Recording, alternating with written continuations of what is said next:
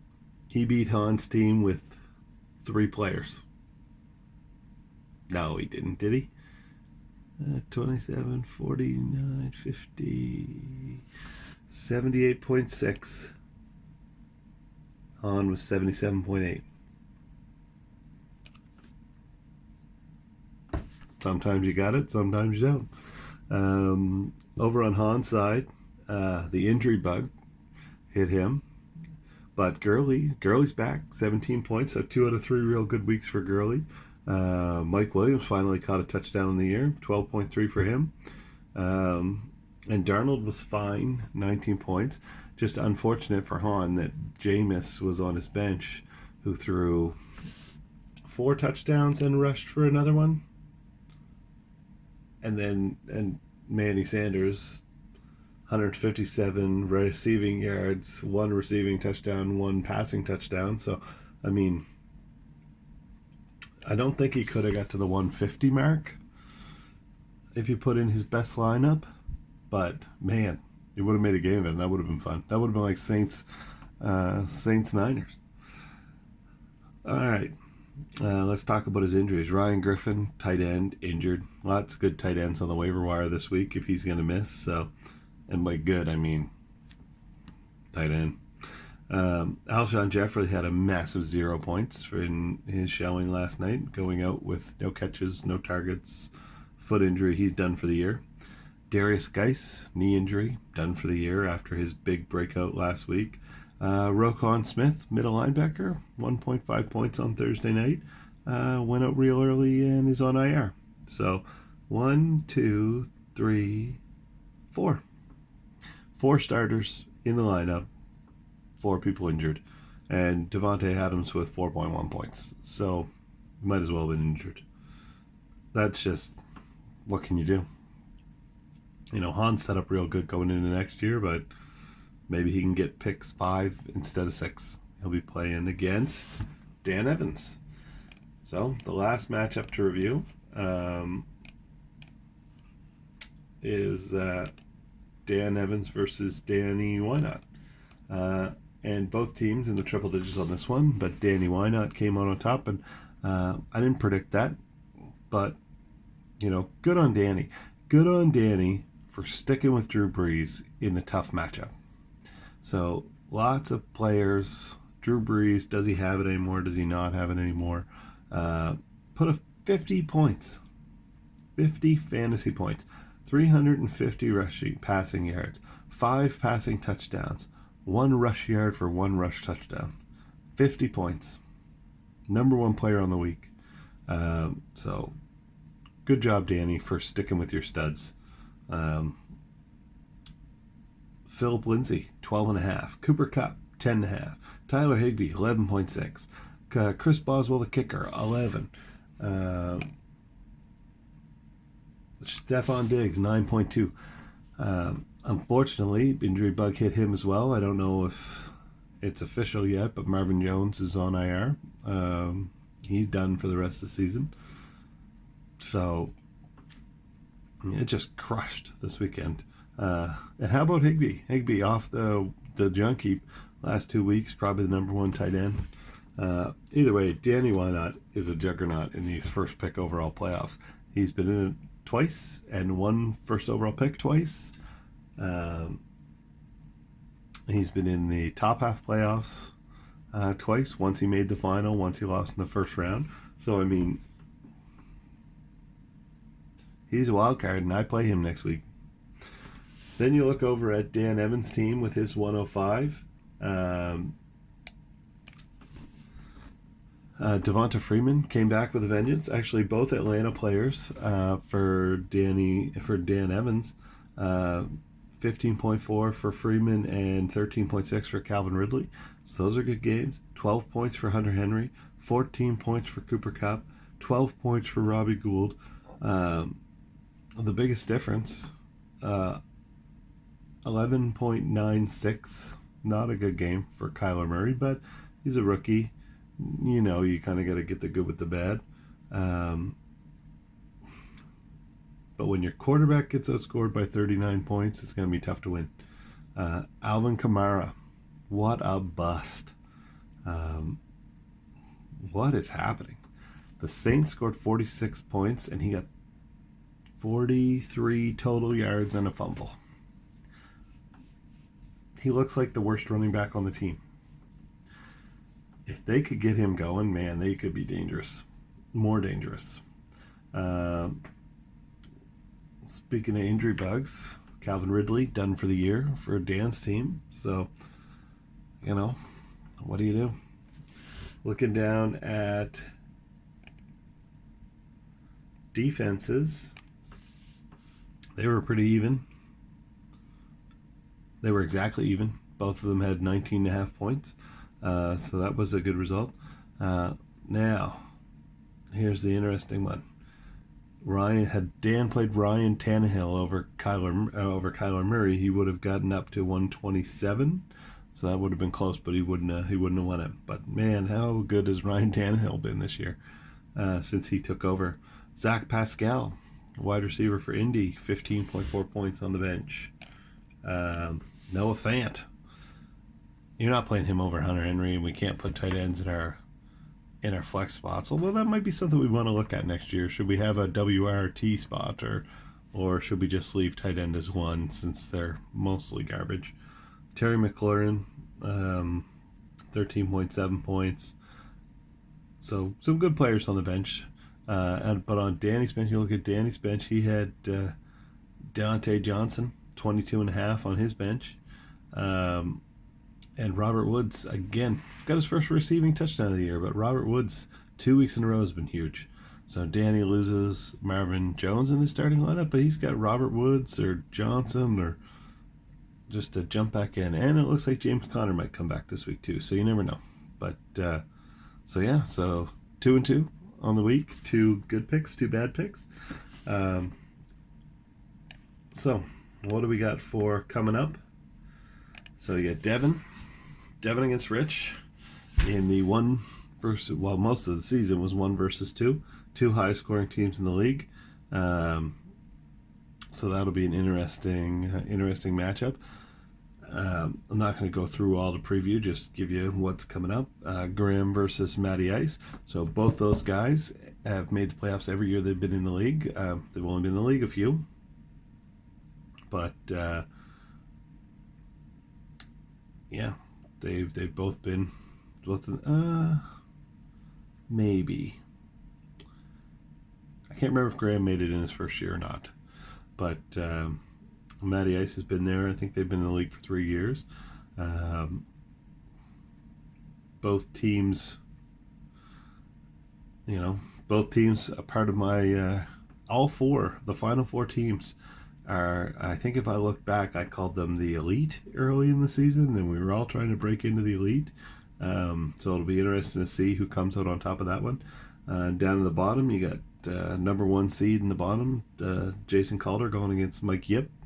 So last year this was the 5-6 game, as these were the 2 worst teams in the league. So playing to go for first overall this year, and myself and Danny Wynot. So it'll be an interesting last 4. So Hans got a bye, Dan Evans got a bye, Drew and Deke have to bye. Don't forget, in 2 weeks you got to set your lineup. So lastly, just quickly, it's waiver night, so probably no one's going to see this before waivers run. But top 5 waiver options, we'll see if they get picked up. DeAndre Washington for Oakland. If Josh Jacobs is out, he got 25 carries. He's the number 1 option for me. Adrian Peterson is back to the guy in Washington, and as bad as they are, he's going to get 20-some touches.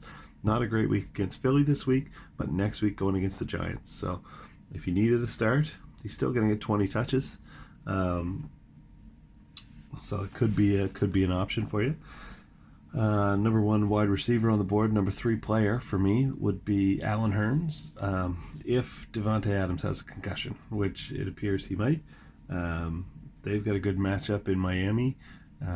So look into Allen Hurns if you need a wide receiver. Number 4, let's see if I can remember off the top of my head. Brashad Perriman. So Evans is done. Take your pick. So you get 2 guys from Tampa, Brashad Perriman and Justin Watson.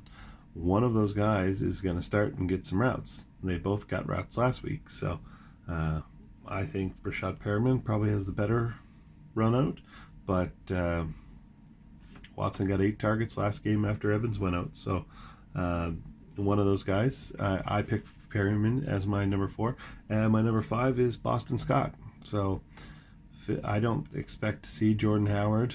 He still hasn't been cleared for contact for his stinger, and Boston Scott looked like the better player last night to Miles Sanders. He was running hard, he was playing hard. So those are my top 5 guys. Get your waiver requests in. A lot of injuries this week, so make sure to check your lineups and set your lineups. Nobody wants anybody else to make the finals because somebody doesn't set a lineup.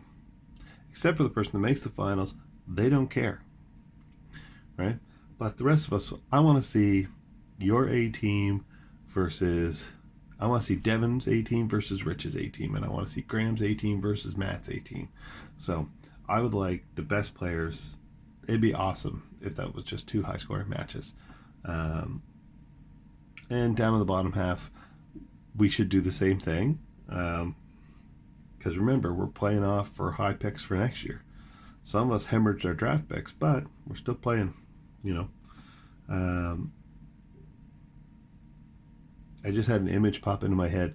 Do you guys remember the coach from college football or basketball that was meeting with the media, and he kept saying, if you want to say that to me, come to me, I'm 40, I'm a man.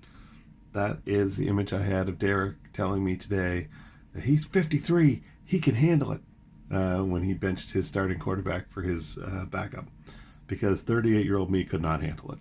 So maybe in 15 more years I'll be able to handle it. Hopefully we're not still trying to name the trophy by then. But anyway, so those are your top 5 waiver pickups: DeAndre Washington, Adrian Peterson, Alan Hearns, Rashad Perriman, and Boston Scott. So I know some people need starters. I have to start Odell Beckham Jr. this week if Devontae Parker has a concussion. So please get better, Devontae Parker. So anyway, that's all for now. Preview coming later this week. So I'll see you guys then. Just remember, Deke didn't win.